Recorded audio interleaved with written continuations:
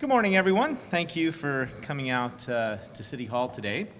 We are here to announce that as of this week on the streets of Harrisburg, some of our officers are currently wearing body cameras.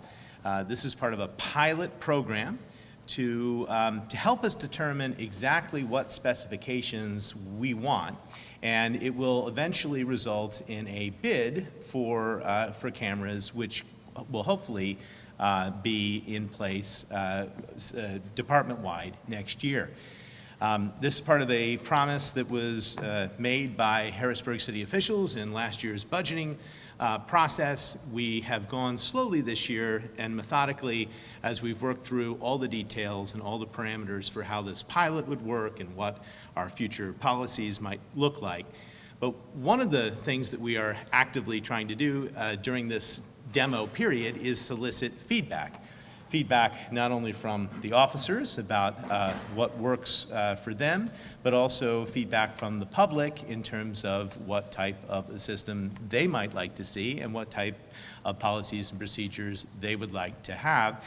I think City Council will eventually have some hearings on the matter, but in the meantime, people should feel comfortable calling 311, reaching out to the mayor's office or the police department and giving us their feedback.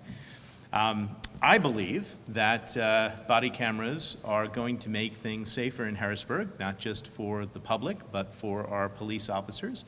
I also think they are going to go a long way to helping heal the divide between the community and the police, both literally and figuratively, by providing a lens through which we can see each other and put ourselves in each other's shoes. I also believe they will lead to greater accountability and transparency in government, and all of these are good things, and this is why we're so committed to the program. What we will do next is I want to hand things over to Captain Derek Moody. He has been the point person with the Harrisburg Police in developing this pilot program. He'll walk you through it, and I think we're going to demo a camera and take your questions. Captain Moody. Thank you, Mayor. Good morning, everyone.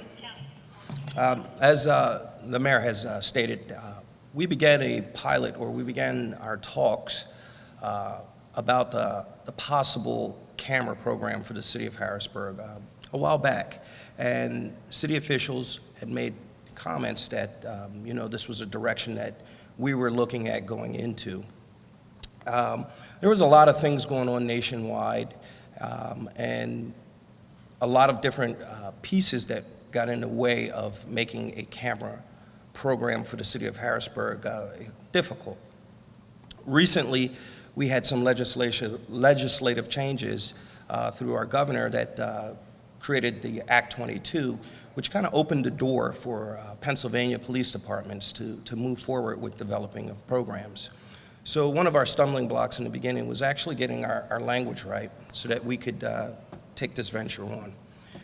With the formation of the Act 22, like I said previously, it opened up the door for us and it allowed us to move forward.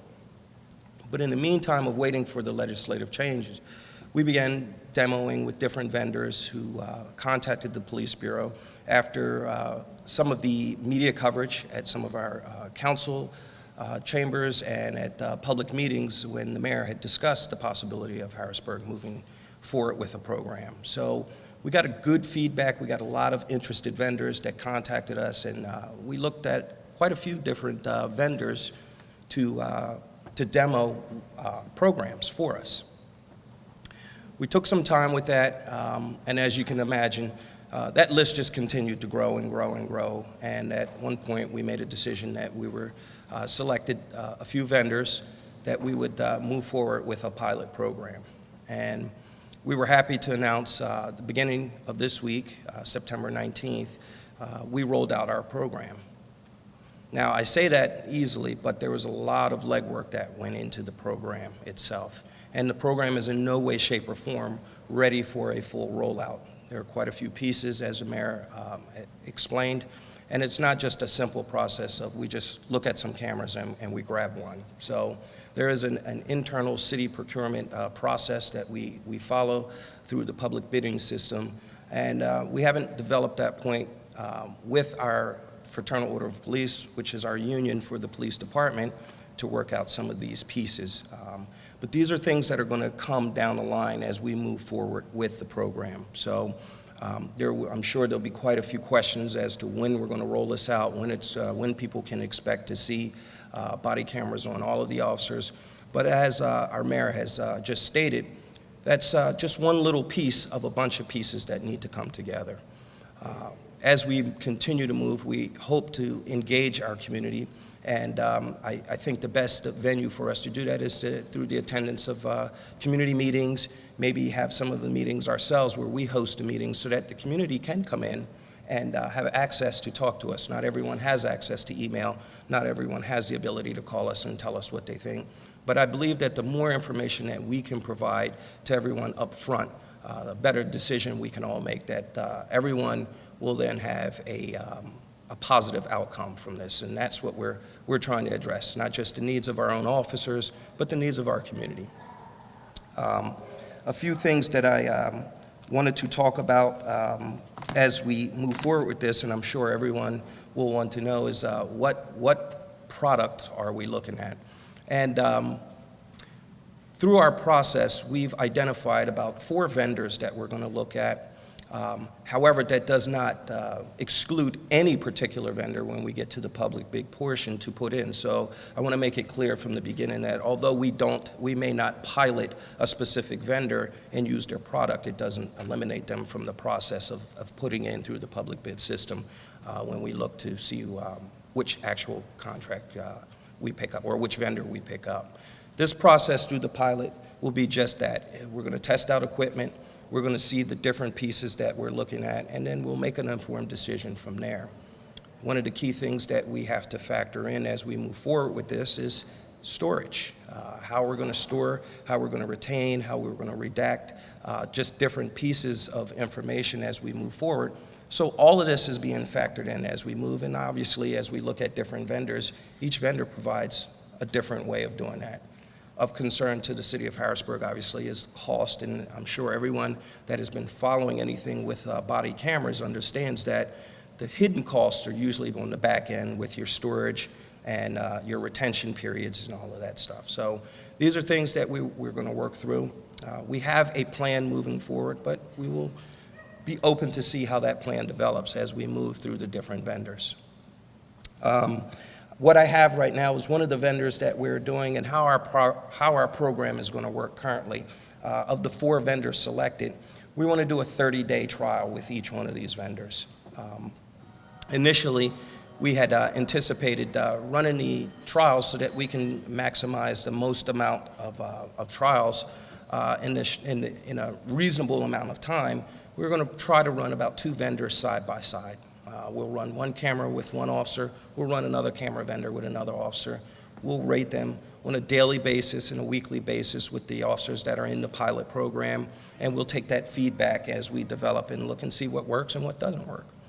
At the end of that 30-day, we'll then pick up the next 2 vendors, and we hope to have it all summed up in about 60-ish days. From that point, we can then move forward with our next piece, which is taking in and starting the bidding process as well as negotiations with our Fraternal Order of Police. I'm sure there may be some questions that you have. I did bring down the current vendor that we're working with, which we started with this week. And I can kind of show you what it'll look like. I will show you what it'll look like, but understanding each vendor has their own different equipment that they provide. In this particular case, we have what's called a magnetic mount, and we will go ahead and demo that in a little bit to show you what it looks like on the officer. We're not going to turn it on and record or anything like that, but you get an opportunity to kind of see what it looks like as we go through this first one. Visually, this particular camera that we're using here is it's what we call on a magnetic mount, and obviously the vendors have a host of different mounts. In this particular case, this vendor has upwards to 30 different mounts that we can go with. But behind the officer's armor, we've inserted the back piece of this, which is attached by a magnet. And once I put it right up to this thing, you'll see it clicks on, and it's that simple. Wait, so that's going to actually, are you going to be able to see it, or is it going to be behind? That's exactly what it'll look like. Okay, so it's not. He's ready to go. He pushes a button and he's ready to go. So, and it attaches, what is it attached to? It's on a magnetic mount on this one. So, got it. So his body armor is.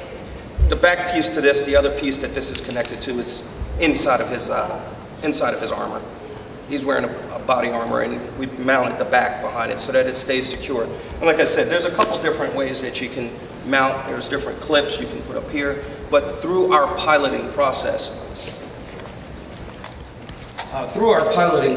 what we hope to do is, these are one of the things that we're going to look at, is placement on the actual officer. How does that work? How does that look? What does it look like? One of the things that we're looking at as we develop, and one of the options for us, is a cloud-based storage system. So basically what would happen in this particular one is, after the officer has recorded his events for the day, it's uploaded to the cloud. And once it's uploaded to the cloud, it's removed off of the camera and it frees the camera back up. But that's one solution that we could look at. Obviously, there's other systems that require servers that we physically keep at the station that we have to service.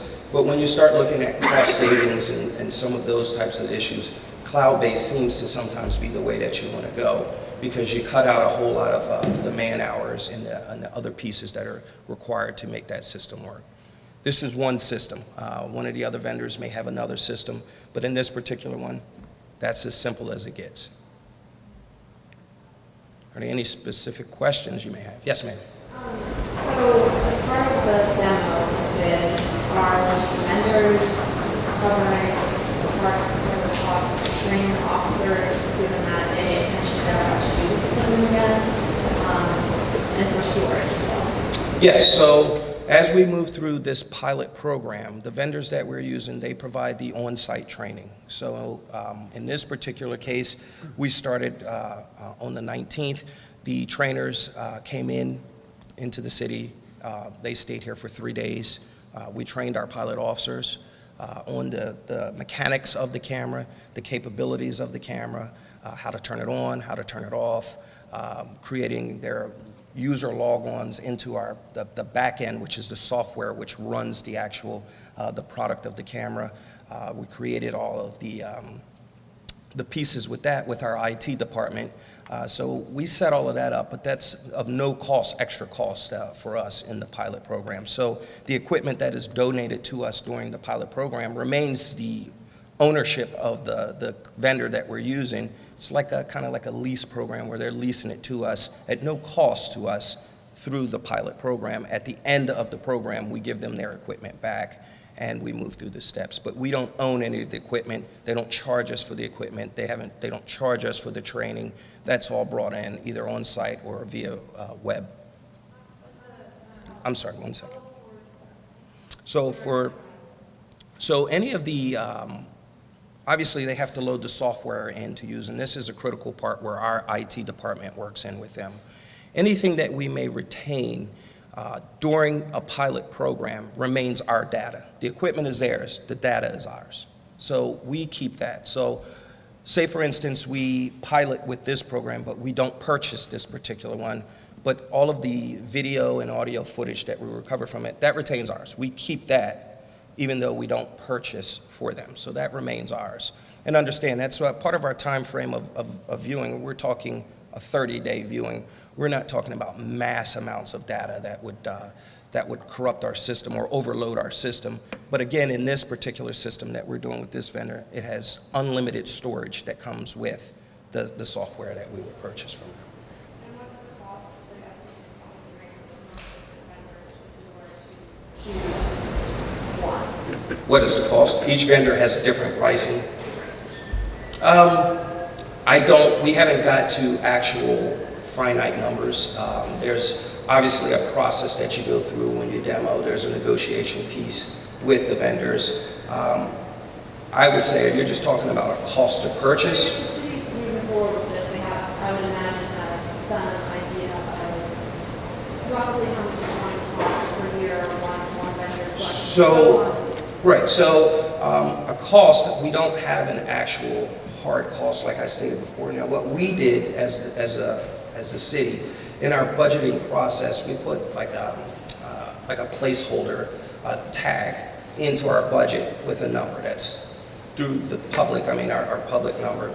We have money allocated to that side, but we don't have a final number yet because that could change. We may have budgeted one number because we're new coming into this. We're very early coming into this. That could be more, it could be less. What is the budget? Our budget number is in the 70,000s. So we had a one-year budget approval, and that's what we put into the budget. That's subject to change. Again, we won't know a hard number. We won't know where that goes. It all depends on what the vendor provides, how it affects our department, how it works for our department, how it works for our community. There's so many more pieces that go into that. But to just pick a number, that's the number that we started with because that was the number that was available to us when we began this. But obviously, we understand that that number could change. Once a vendor is selected, how many officers will be equipped?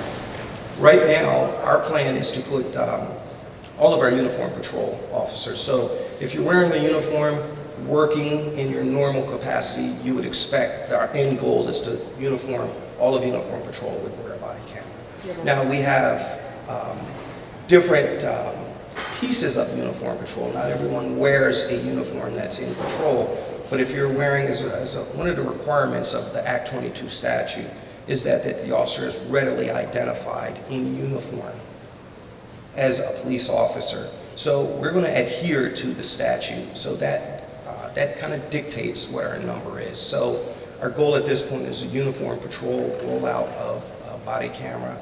So anytime you would see an officer engaged in their normal duty in uniform, that's the goal, is to get to that. But for the sake of our pilot, we're only using 8 officers in our pilot program, which stretches across each one of our platoons, so that there's 2 representatives from the daylight, 2 representatives from 3 to 11, 2 representatives from midnight, and 2 representatives from our specialty units that wear uniforms. So do you have a rough number of once a vendor is chosen, how many cams you'd be looking to purchase?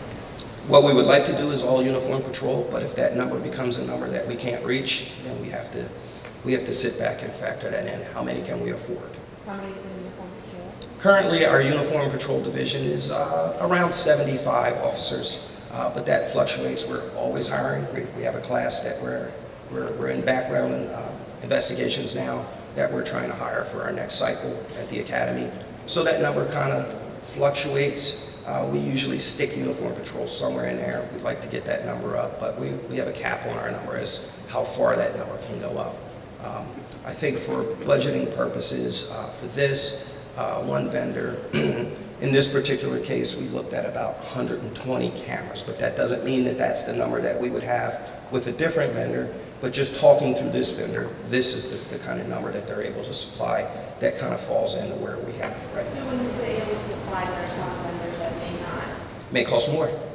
The service may cost more. So each vendor. I think it depends on the type of system. So a vendor may have a camera which has to be docked and uploaded, so there's a need for additional cameras. Well, yeah, exactly. This particular system had a quicker uploading time and required fewer extra cameras to sort of swap them in and out. So the total, and it should be noted, the cameras are not very expensive.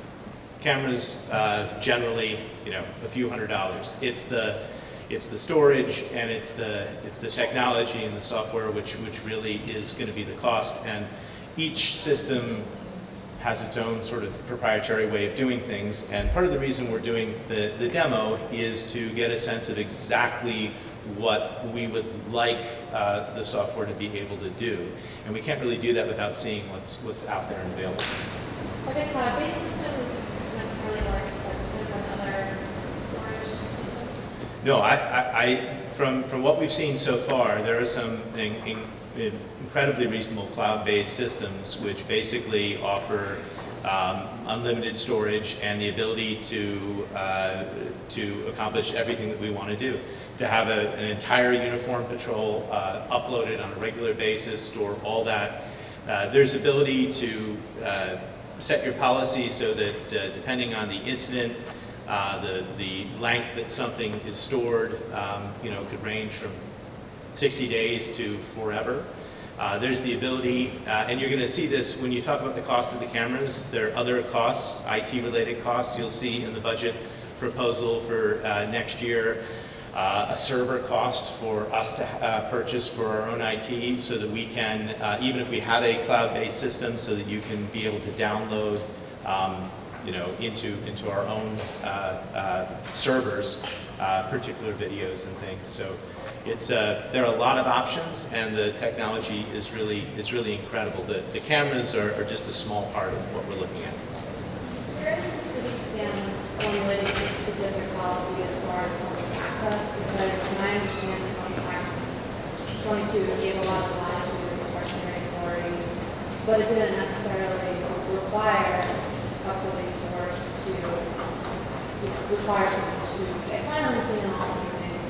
My understanding is that if you wanted to, it could make someone disadvantaged through the general right to do it. Depending on the policy, or is that something you do to work out with the DA's office, or if you guys stand on? That's something that we're still working on. And Captain Moody can address that. We have the regulations in place for this pilot program. How we expand that is definitely a conversation that we have to have with the FOP, with the public, and all of us together to formulate exactly where we want to go. I'll tell you my inclination.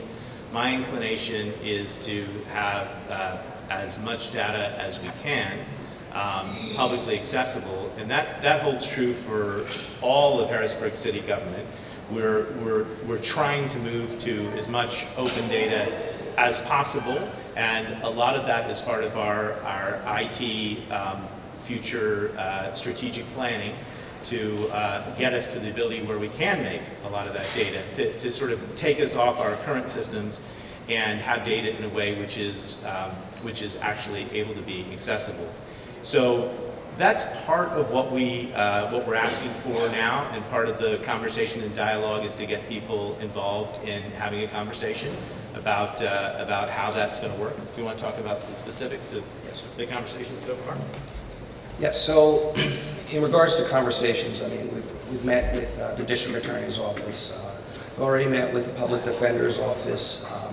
There's quite a few stakeholders that we'd like to keep involved in the process as we move.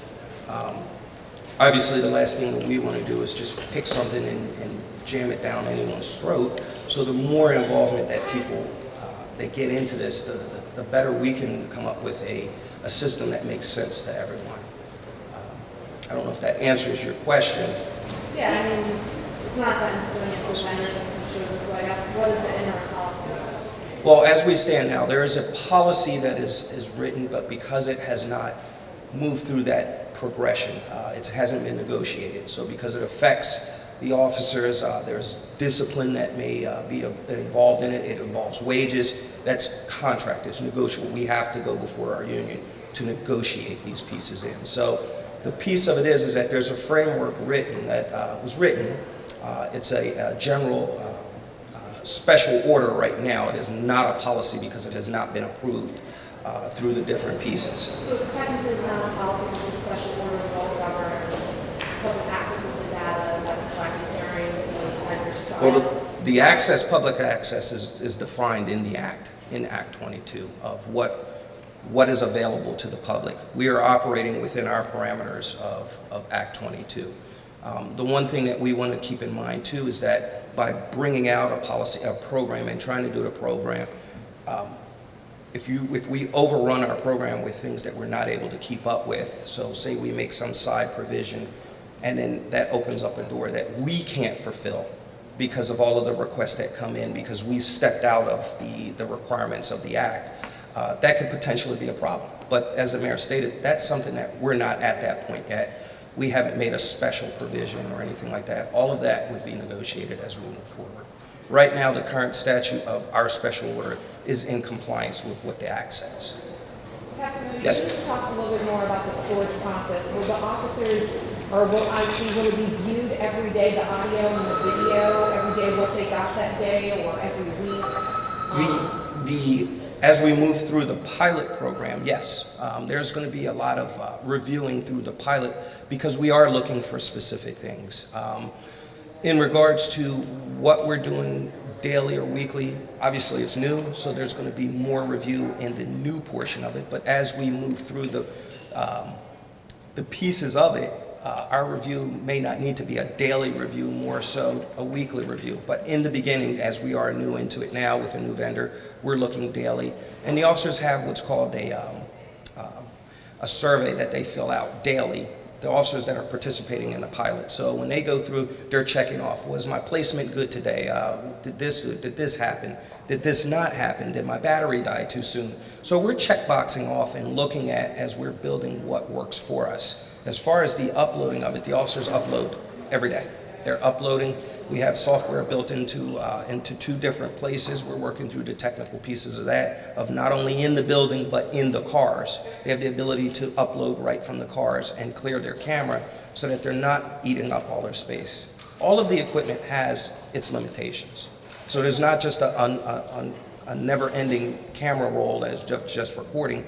We only have so much we can record. And that one, that's going to be uploaded through iCloud, is that specific one? Well, it's the software of the vendor where it uploads. Each vendor has their own software. We're uploading it to the cloud. It's a cloud-based system for this particular vendor. So some of them may have like cards or chips in it. Well, they all have this. There's a chip in there, yes, and that's where the card memory, and that's what's uploaded. Can you just talk about, just the reaction, accountability, and how this, I'm assuming, this helps hold police accountable for what they're doing, how, as they police the streets? I think what you're going to see as you see the officers working through the program is that our police officers are doing what they're supposed to be doing. There is always this perception of this or that, depending on where you may be. An incident that can occur in another jurisdiction in another state reflects in all. We all pay for mistakes that are made, and we're not saying that mistakes aren't made in the profession, but what I think you'll see is the public will see, as well as the officers, is that you get a perspective from what's happening right now, right here. The officers don't have the ability to edit their videos, they don't have the ability to delete, they don't have the ability. What you see is what happened. And that's what we're looking for, is that transparency of the officer coming up, the view from the officers. I think it will affect people that maybe not truthful, or maybe people that are not sure what happened. Obviously, one of the things that the public, when we interact, they'll see that the officers are recording. The officers are not trying to hide it. There won't be anything hidden behind a lapel or anything. It's right in your face, and the officers will tell. They have the ability, it's not required by the statute to tell you that I'm recording, but the officers will say, hey, if there's an incident that you may see that's going maybe sour, maybe not turning hostile, the officer has the ability to say, just for your own knowledge, this entire incident is being recorded. And we're hoping that just a simple comment like that will keep people where they should be. Tempers won't get flared as hard. People will know, hey, the officer's here, he's recording, there's a record of this event. If there's something that happened, there is a way to backtrack, and there is a way to say, hey, this is what happened on this particular incident. There is a recording from the officer. Will there be, and maybe this may be down the road, will there be a penalty for officers who are not wearing their equipment, or they didn't press it all? I don't know, they didn't press play. So there is a procedure that will be followed to ensure that we are doing what we do. We'll have our own, I guess you could say, quality control. There's an audit trail. Anything that's done on the cameras, and that's some of the things that we're looking for in our vendors, is our ability to see that, our ability to control these certain things, like the ability not to delete. Yes, there will be, as we negotiate through the union, those things that we will agree to, but as the special order stands now, there are pieces written in for failure to do specific things may result in discipline. And that's why it's a negotiated piece, because that discipline piece is in there for failing to do. Obviously, anyone that would purposely mess with the equipment, or purposely, we're going to look at that differently, and that's an indicator of a person that we need to address. My last question, is there going to be any situation where, I don't know, I know sometimes with audio, that could be a privacy issue when they come across certain situations where maybe people feel uncomfortable not using the audio? I mean, is there any exceptions to the rule? And that's the thing. We've talked about a lot of things. We're not going to know how this is going to affect until we pilot it. and see that effect. But as it stands now, the understanding of the statute is that, and this is the part where the community, we want to address the community and talk to them about the expectations and what you can expect to see from this, and just clear up any of the misconceptions that a person does not have the ability to tell the officer, I don't want you to report me. So we know that that's in there, but is that something that's feasible to us? We have to work through that. We have to see what's of benefit. I mean, we would hate to lose a valuable piece of an investigation just because we're saying, no, I'm not going to turn the recorder off. The officer really, we're guiding that. We're guiding, this is what the statute says, and right now this is what our policy will say. As we work through that and we see what fits and what doesn't fit, we'll come up with a solution that makes sense to everyone. Can you elaborate on how Act 22 cleared the way and made it easier for you guys to implement this program? Well, basically, it addressed the wiretap issue, and wiretap is a huge piece of any body camera system. The act of the video itself isn't the issue recording in most cases, it's the audio portion. It's going into a person's home. And as the wiretap, Pennsylvania is one of the more restrictive states in their wiretap act. It is very restrictive, and there are a lot of penalties for violations of the wiretap act, which are felony offenses. And I'm talking felony for the officer that violates the wiretap act. So you could see where there's a lot of hesitation on the officer because I may not completely understand, or I accidentally went into a thing and I didn't purposely do it, but the law is clear. It doesn't matter whether you purposely did it or not. You did it, it's a violation of the law. So when the language changed in the wiretap, which addressed the wiretap portion of it, the audio portion of it, taking that out of the wiretap piece, that's what opened it up for the officers to be able to do. So in sense, what that means is that to go, normally how the law worked prior to this with wiretap on a body camera is that if you went into a residence, you would have to, at a time that was, I'm trying to think of the exact wording, reasonably practical, you would tell the person, I have a camera and I'm recording. And that the person had the ability to say, you're not recording in my house, you're not doing this and all like that. And the officer, it really limited what the program or the camera could do. So with the changing in the law and the wording of it now is that an officer walking into the house has no requirement to tell a homeowner, I am recording our conversation inside of your home. So those are like some of the key pieces that opened it up to allow that, so that an officer doesn't have to worry about, oh, did I get permission to come in? Did I forget to turn the camera off? In the heat of what I was doing, I forgot to do this and all like that. It kind of took it out of that realm where there's not that fear that I have violated the law in itself some way. And it made it a clearer, a simpler answer to, you go in and you do your job. So even before the proliferation of smartphones, I'm sure you are aware, without blaming either side or whatever, there was a desire to have video footage of incidents in certain cases because then it just takes away, like she said, their certainty. So are there specific cases that you can recall over the course of your career or that the Department of the City discussed when, evaluating whether to invest in this program, that you can point to and say, well, remember this, to me, it would have made such a big difference if we know X, Y, and Z. Is there an example? Not a specific example. I have my wiretap certification as a piece of my employment. Not all officers have that. Selected members have the ability to have a wiretap authorization. So it's specialized training that you get from the Pennsylvania State Police, and they give you a certification number that says I am authorized to do wiretaps or wire intercepts in the performance of my duty.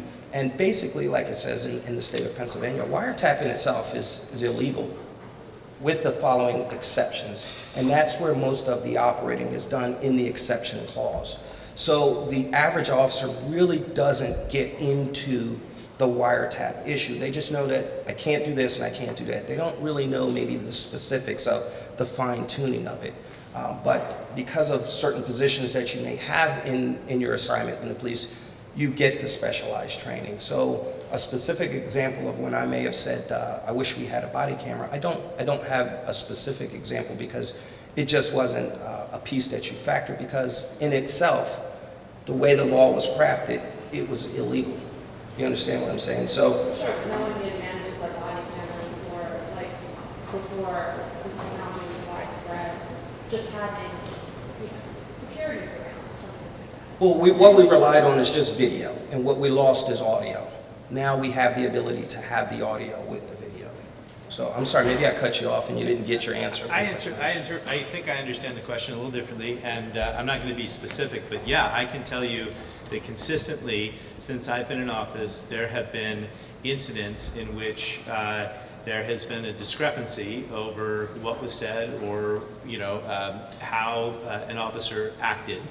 And I do believe that having the cameras there will clarify a lot and make it easier to understand exactly what happened. It's not going to solve all perception problems, but it will establish a certain set of facts, which I think oftentimes can be contested and have been contested in Harrisburg, and that's one of the benefits I think for the program. Can you talk about different rates of, the rates that different vendors set for storage systems? And are the storage pay a flat rate for unlimited storage, or do you have to pay like per megabyte or per hour usage? Yeah, I think it works both ways. Some of the vendors have flat rate. It's a flat rate per officer. It includes unlimited storage and the cameras. Others will offer a cost for the amount of storage and the different length of the storage. So when we get to the bid stage, we're going to be able to specify exactly what we want.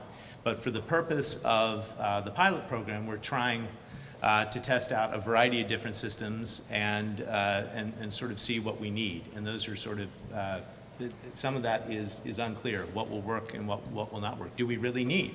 Is it economically better for the city to have a flat rate, or is it better to pay by storage, by the amount of storage? And if you go with that plan that would be a term of storage, have you given thought to how budget and how you would create a storage budget? Because what Yeah. I'm wondering is if you approach the end of the month and you're creeping up towards your storage budget, if there would have to be evidence that would not be stored. That's right. Yeah, I mean, those are all questions. What I would say from the budgeting standpoint is that the city administration as well as city council is committed to spending what it will take to implement this program citywide for all of our patrol officers. And that's not to say that we don't want to do our due diligence and try and get the best possible return on our investment, but we have a fund balance and we have resources now that we will prioritize for this program. And we should have a clearer idea of this as we move forward. But right now, as Captain Moody said, we put a placeholder in the budget so we could, if we needed to, spend some money this year, and we will have to determine what the appropriate number is next year, and we will continue to make our own internal IT upgrades at the same time. So, yeah. Total did you have to narrow down to the least? I think they were inundated. I know, I'm sure I can speak for you and say that we're inundated by dozens of vendors and all sorts of solicitations. There are many, many fine companies in the United States that make body cameras. There are different police departments throughout the country use all sorts of different systems. So when we eventually put this out to bid, we hope everyone will bid according to the specifications that we've outlined, and we very well could select a company that we haven't demoed. But for now, we tried to demo a variety of different companies that offered, sort of widely different systems that might work, and we're going to get that feedback, and we'll see. How will the demo inform the bidding process? What does the state, solicit and regulate it, and other, will they use the information from the demo process? Yeah, so everything. No, but for instance, what are the specifications that you want for the camera? What type of what is the basic requirement for the camera? You're trying different types of cameras. How important is the range of the lens, the battery life, the whole issue in which the cameras dock and charge. Another question is how footage is able to be managed, redacted. I think that's a big one, and stored. So All of this is new to us and is relatively new to the national conversation. So we're trying out a whole bunch of different things, and then we'll say this is in the opinion of the police department, its officers, and incorporating public feedback. These are the specifications for the program that we want to see. Please bid. And I'm sorry, a few more questions we've talked about now. You mentioned that every vehicle patrol officer mentioned that's the goal, everyone will have a camera, but during this trial period, there will be 2 cameras piloted at once, each phase for 30 days. How many officers total will be wearing a camera during either of those 30 days? So my number that I told you the first time was 8 officers. There are 2 officers from each platoon and 2 from the specialty unit, which would be like our street crimes unit or our housing unit. Will all the officers in the pilot program, all 8, try all 4 of the cameras, or will 4 of them try 2 and then the other 4 try the other 2? Correct. That's the plan now is that each officer in the pilot will try two different cameras. So no one officer will get to try all 4? Correct. And as we run them that way, we can look at it as it's running simultaneously. There's no real need for one officer to try all 4. If we're gathering all the data from each officer, we should be able to make an informed judgment from there. That would unnecessarily delay or extend the program of trying it out. Will is the special order governing use and public access footage public and made public and seen like any kind of matrix document that may have, or guidance or whatever that may have formed the selections for? I think that's a conversation that we would have with our law bureau. I'm not prepared to give you an answer either way on that yet. At this particular point, it's a working document, so to provide you something that we're constantly tweaking back and forth, because when the order was written, it wasn't written for a specific vendor, it was written broad. So we won't know until a selection of a particular vendor how we need to fine-tune our order. So obviously, I'd be giving you a document that's constantly being changed. I don't think that would be fair to you, especially if it's not the finished product. I think that's a conversation for once we have an ironed out finished policy, then that's a conversation that our law bureau would make a decision on.